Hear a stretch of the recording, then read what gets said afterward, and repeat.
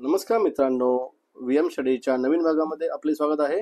जर तुम्ही माझ्या चॅनलवर नवीन असाल तर माझ्या चॅनलला लाईक, शेअर आणि सबस्क्राईब तसेच बेल आयकॉन दाबायला विसरू नका, कारण माझ्या नवीन येणाऱ्या व्हिडिओचे नोटिफिकेशन तुम्हाला लवकर मिळेल. तर मित्रांनो, आज आपण निफ्टीचा आजचा व्ह्यू आपण बघणार आहोत.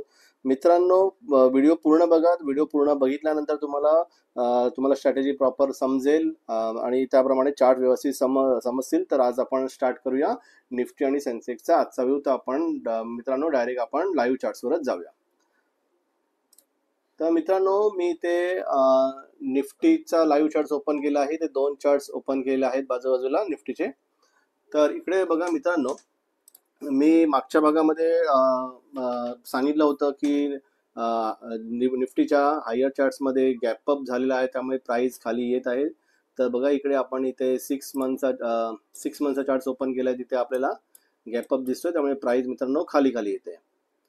तर आता आपण मित्रांनो आजचा व्ह्यू निफ्टीचा बघूया. तर इथे मी स्मॉल चार्ट्स ओपन केले आहे, स्मॉलर चार्ट्स ओपन केले, तो फक्त 15 मिनिट्सचा.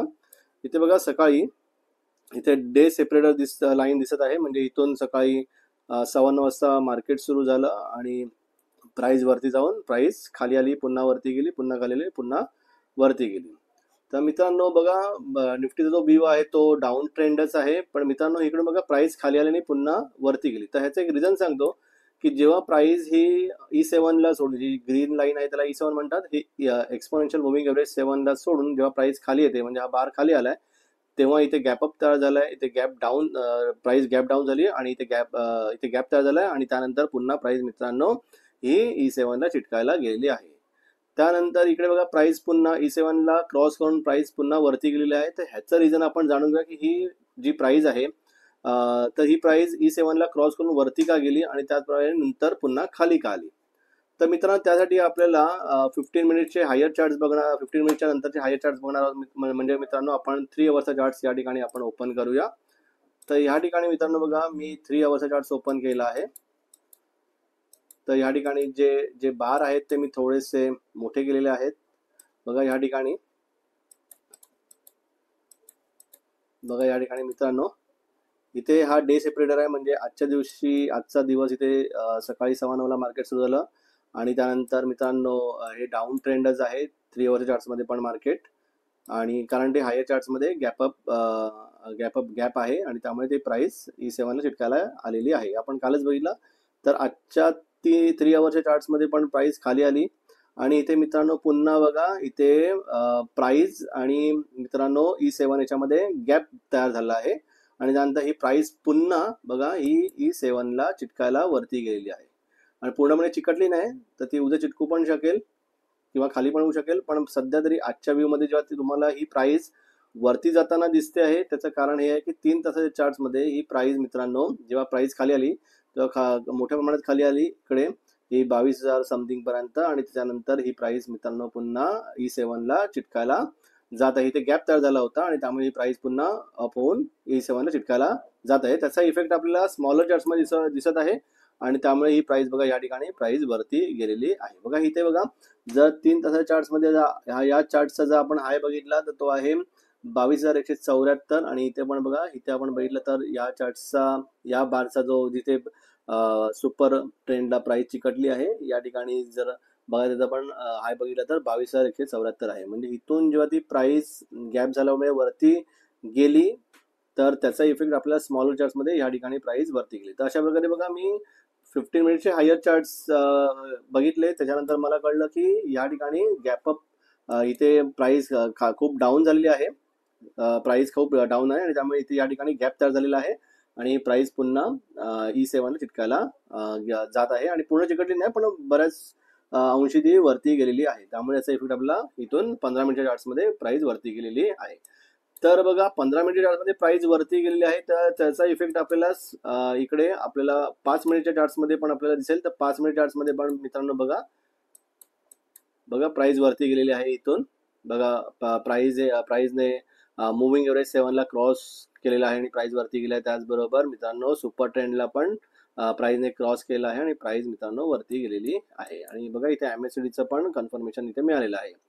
म्हणजे थोड्याफार प्रमाणात का होईना प्राइस वरती गेलेली आहे. त्याचं कारण काय होतं, तर हायर चार्ट्समध्ये जेव्हा प्राइस खाली आली आणि गॅप झाला आणि तेव्हा ती प्राइस म्हणजे जेव्हा 3 तासाचा बार संपला तेव्हा मित्रांनो त्या ठिकाणी इथे प्राइस जेव्हा नवीन 3 तासाचा बार सुरू झाला तेव्हा इथे गॅप होता आणि तो गॅप भरून काढण्यासाठी आणि प्राइस पुन्हा आपल्याला E7 ला जाते, हा नियम आहे. E7 चिटकायला जाते, तर E7 ला चिकटण्यासाठी ती प्राइस हा जो बार आहे हा ग्रीन बार झालेला आहे कारण याचा क्लोज वरती आहे. आणि दुसरा पण 3 तासाचा जो बार आहे तो पण ग्रीन आहे आजच्या दिवसाचा. तिसरा बार आहे तो आणि त्याचा पण जो क्लोज आहे तो प्रिव्हियस बार पेक्षा वरती आहे. आपण हे बार बद्दल मागच्या व्हिडिओमध्ये बघितलं होतं, हे ग्रीन बार आणि रेड बार का तयार होतात. जर तुम्हाला ते व्हिडिओ बघितले नसेल तर तुम्ही कृपया ते बघा, तुम्हाला चांगल्या प्रकारे कल्पना येईल.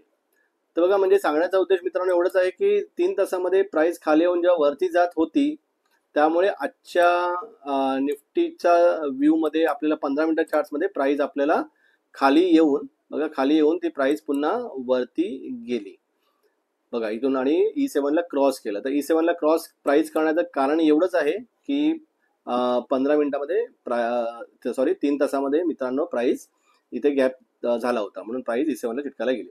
तर मित्रांनो अशा प्रकारेच इथे आपल्याला नेहमी असं बघायला मिळेल कारण इथे बघा ह्या ठिकाणी प्राइस पुन्हा खाली आली, या ठिकाणी बघा प्राइस पुन्हा खाली आली, इथे गॅप तयार झालाय आणि पुन्हा प्राइस मित्रांनो E7 ला चिटकायला गेली आहे. E7 ला चिटकून पुन्हा प्राइस खाली आली.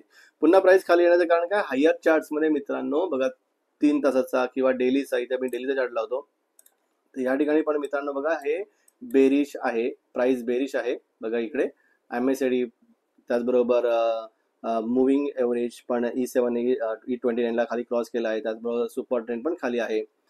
तर मित्रांनो त्यामुळे इथे आपल्याला थोडी प्राइस वरती जाते आणि पुन्हा प्राइस खाली येते. तर आजच्या E7 ला क्रॉस करायचं कारण हे होतं ते तुम्हाला आता मी सांगितलं की 3 तासाच्या चार्ट्समध्ये गॅप होता, खाली प्राइस खाली आली होती आणि पुन्हा ती E7 ला चिटकायला गेली.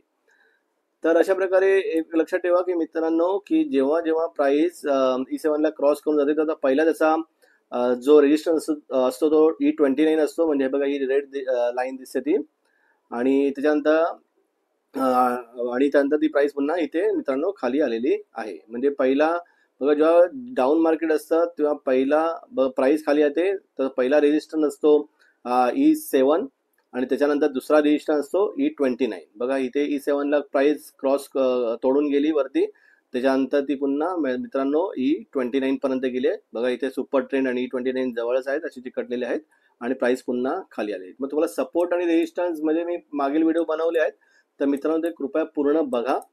तर मला आजचा एवढंच व्ह्यू सांगायचं होतं की प्राइस आज 15 मिनिटामध्ये 15 मिनिटामध्ये प्राइस निफ्टीचा काय व्ह्यू होता आणि त्याचबरोबर 3 तासामध्ये, त्यानंतर डेलीमध्ये तर मित्रांनो वीकच आहे, थोडंसं प्राइस खालीच आहे, प्राइस खालीच आहे मित्रांनो. ही बघा वीक चार्ट आहे इकडे, कारण हायर चार्टमध्ये जर डेलीच्या हायर चार्ट विकलीचा हायर चार्ट मंथलीचा हायर चार्ट 3 मंथ किंवा 6 मंथ याच्यामध्ये प्राइस खूप वरती गेली आहे आणि ती E7 ला पुन्हा चिटकायला येत आहे. त्यामुळे आपल्याला स्मॉलर चार्ट्समध्ये प्राइस खाली खाली येताना दिसते आहे. तर बघा म्हणून प्राइस बघा वरती गेली आणि पुन्हा प्राइस खाली आली. म्हणजे मित्रांनो अजूनपर्यंत जर समजा आपण इथे बघायला गेलं तर समजा 4 आवर्सच्या चार्ट्समध्ये इथे समजा प्राइस समजा वरती जात असेल चिटकायला तर आपल्याला इथे आणखून थोडी प्राइस वरती जाताना दिसू शकते.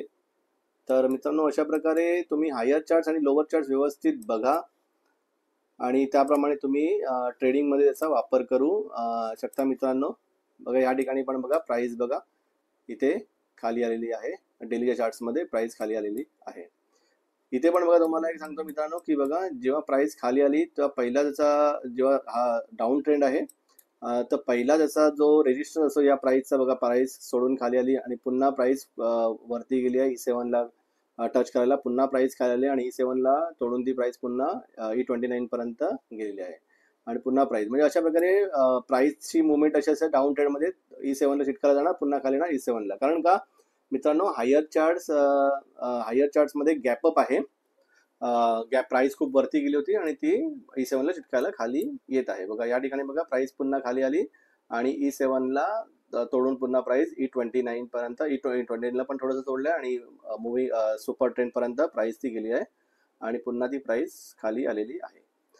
तर अशा प्रकारे आजचा व्ह्यू मला फक्त निफ्टीचा सांगायचा होता की प्राइस थोडी खाली येऊन पुन्हा वरती येऊन पुन्हा वरती गेली आणि पुन्हा खाली का आली. तर यासाठी तुम्हाला मित्रांनो चार्टचा अनालाइज चांगल्या प्रकारे करावा लागेल आणि मित्रांनो सुपर ट्रेंडसाठी मी बाय डिफॉल्ट सेटिंग घेतलेली आहे, ती म्हणजे इनपुट बघा 10 आणि 3 ची बाय डिफॉल्ट सेटिंग तुम्ही घेऊ शकता. तर अशा प्रकारे बघा सुपर ट्रेंड MACDचा वापर करून आपण चार्ट ॲनालाइज मित्रांनो करू शकतो. तर मित्रांनो आज आपण इथेच थांबूया. तोपर्यंत मित्रांनो नमस्कार. तर मित्रांनो अशा प्रकारे आज आपण निफ्टीचा व्ह्यू बघितला आहे. तर अशा प्रकारे तुम्ही जास्तीत जास्त चार्टची प्रॅक्टिस करा, डेमो ट्रेडिंग, पेपर ट्रेडिंग करून बघा. तर मित्रांनो आता आपण इथेच थांबूया. तोपर्यंत मित्रांनो नमस्कार.